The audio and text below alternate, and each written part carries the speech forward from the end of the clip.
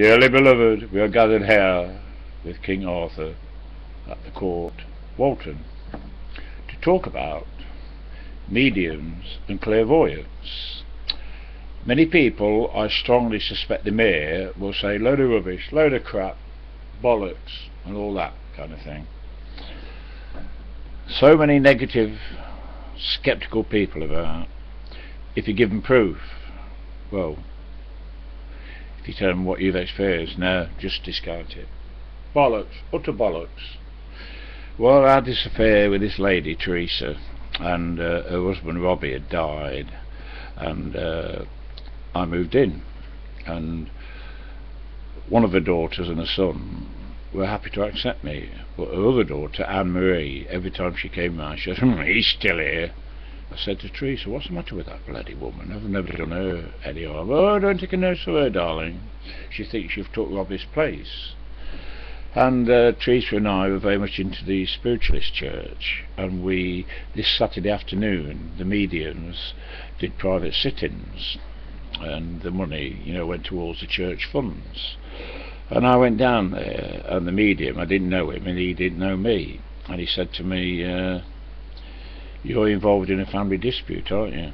I says, yeah, I am actually. He said, who's Anne-Marie? God. If it had said who's Anne, I would have said my daughter. Who's Marie? I've no idea. But he said, come straight out with it. Who's Anne-Marie? I said, well, I'm shocked. I says, it's the... And he interrupted me. He says, she'll never accept you, I said, no, I think you're right there. So, come on, the skeptics. Say it. He was reading your mind. And they weren't thinking of her, no. Then Teresa and I went to see, she thought we were going to get married because I was driving the trucks, earning good money. And, she got all excited. We were going to get married. All her financial problems would be over. Well, my family. Oh, you can imagine. My daughter Anne. Dad, get rid of her. What treat? Oh, God almighty. Who is it? Hello! Fuck off!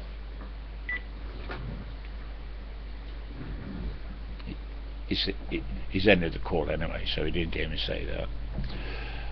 It's my brother, I know. He'll ring back. He may ring back. So Teresa and I went to see this medium in his home. Campers a row of tents, carrying his little dog. Oh, hello, darlings. And the best mediums are women. But he said Teresa went to see him first, and she came out looking very downcast. And I went in. He says, you weren't married, Teresa. I said, well, I think you're right there, John. Jon, John. And he says, no. He says, I can't see that happening.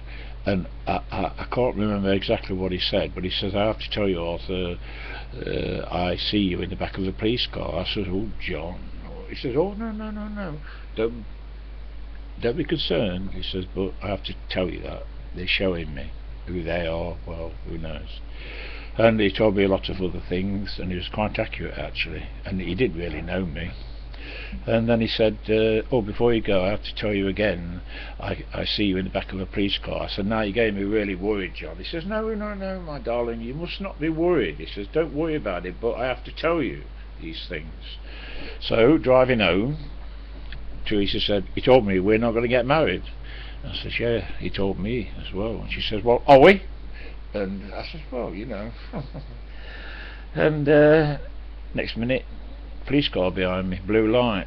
They pulled me up. The officer came up. He says, good evening, sir, a documents check. Would you like to sit in the back of the police car? Come on, eh? And my old schoolmate Michael, lifelong friend, yeah, we went to school together, and I went to see this medium. I just knew his name was Tom. He knew my name was Arthur, and he waffled on about Uncle Albert, who I was very kind to actually before he died. I used to put out sod. I used to give him some money for a drink. And my dad, What bloody are you giving him money for? I says, "'Cause I feel sorry for him." But anyway, then he says, "Michael's here," or Mike, as he liked to call himself. He said, "A lifelong friend." I says, "Yeah." He passed over a few years ago. I says, "Yeah." He says, he had a problem with his ears, but it wasn't a hearing problem. I says, "Yeah, yeah." He was born with only one ear. He had a artificial one made at Harley Street. He used to stick it on with glue. And he said, now, once again, I'll cut a long story short, because he said a hell of a lot with 100% accuracy. He said, "Michael's talking about an accident that you had on the London motorway." I said, "Oh yeah, that's when the trailer dropped off, and I could have been killed that day, but I was obviously not meant to go that day." And he said, "Michael wants you to know that he's always with you." I said, "Thank you very much." Now, if you still want to be sceptical, well, you carry on. My oldest brother, Bill, the night he died in our city hospital, me and my brother, who's just tried to ring me, better not ring again, we were there, and Bill's daughter, Tracy, sat holding Bill's hand as he left this earthly plane, and he was just staring at her, because she was very upset. And the thing, he got that much wrong with him. That's a long story. Good Lord, it was only machines keeping him alive. And as the B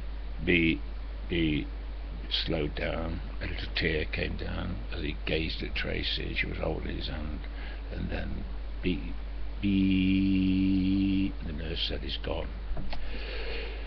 And Tracy, her husband Jason, she had left him at home with the children, and Tracy, well, as you can imagine, she was devastated, because she loved her father.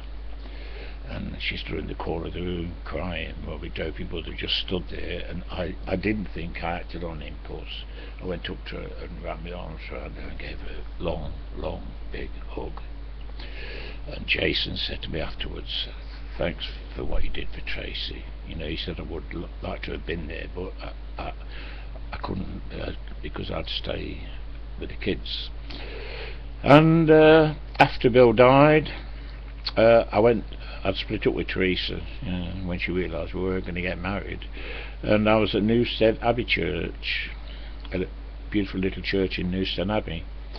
And this medium, I'd not seen him before. No, he was a stranger. Yeah, he turned up, had a cup of tea with them, the people who run the church, and then he went into the service. And he came to me. He said, "I'm come to you, sir, in the blue coat." And I turned around and said, "Yeah, you." He said, "I've got a large gentleman with me on the earth plane, large gentleman, very much involved with pubs." Yeah, Bill, right, booze, worse than Graham Evans. He said, "Darts." Yeah, Bill was a darts championship. He won many prizes for darts. "Fishing." I says, "Yeah." He loved fishing. He said, it upset me. He said, "Does name Tracy mean anything to you?" Oh God. Oh, I had to get my handkerchief out. I says, yeah. When he died, his daughter Tracy was holding his hand. So if you want to be sceptical, be sceptical. And there's a lot more. It's gone on too long, so I'll leave it at that. There's a lot more. So I am a believer. Yeah, people can believe what they like, but I've been given so much accurate information from people who don't really know me, except that my name's Arthur. So think what you like, and that's it. I know now, Sam. Oh, come on, you better watch it, Sam, or you're going to upset me. I don't believe in that kind of stuff. I just can hear Sam. I'd rather you not make a comment, Sam, or you're going to wind me up. You stick to your Catholic religion, and I'll stick to my spiritualist religion. I was born Church of England, but experimenting, I've been into the spiritualist movement, and I've now lost interest. I don't go. No. Well, because I ain't got a car. Right, so I'm going. Right, it's gone on for too long. Bye. Cheers. Bye.